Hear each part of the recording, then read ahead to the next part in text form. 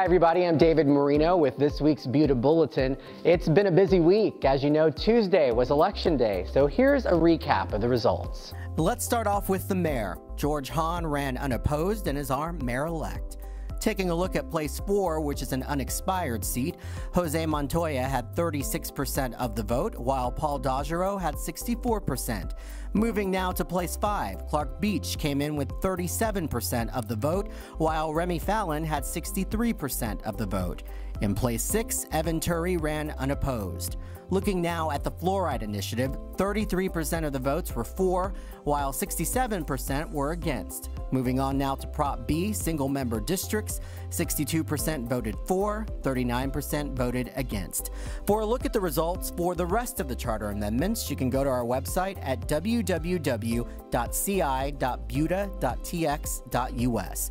The votes will be canvassed on November 17th. The City of Buda wants to thank Mayor Todd Ruge, Mayor Pro Tem Bobby Lane, and Councilmember Eileen Altmiller for their service and dedication. Mayor-elect George Hahn presented each of them with a plaque during a reception this week. It has been a very long 5 years. I first ran for council because my husband threatened me that I would not be able to speak inside the house about the City of Buda unless I was willing to run for the council. And so I did. You know, a whole lot of working on the City Council is the colleagues that you work with, and I've been blessed with wonderful colleagues, and I want to thank you for that. Well, I've been here 17 years, and I've seen my 3 kids grow up and become parents. I've seen 5 grandkids be born. I've lost my mom and dad in that time. And 17 years is a long piece of time, but if you look at it, it's a blink of an eye.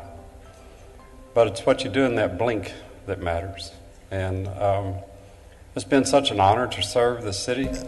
You know, I really could not have done it without the help of my colleagues up here on the dais. And the wisdom that you gave me and the faith that you had in me and trusting my leadership. Oftentimes we didn't agree on things, but we would always try to find a consensus. So thank you all very much. And we wish them all the best. Buda City Council approved $27,825,000 in bonds for capital improvement projects. Council also approved the bond sale to Hilltop Securities Incorporated through a competitive process. The bonds were sold to Hilltop Securities with an average interest rate of 2.93%.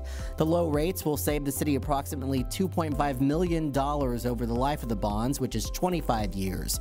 Ultimately, the lower interest rate means taxpayers will pay less in rates over the life of the bonds. On Saturday, November 11th, you're invited to a Veterans Day ceremony being put on by the City of Buda, the Buda Area Chamber of Commerce, Buda VFW Post 12161, and Central Texas AMVETS Post 115. It's taking place at the Buda Veterans Memorial at Bradfield Park on Main Street, just south of the Kids Academy.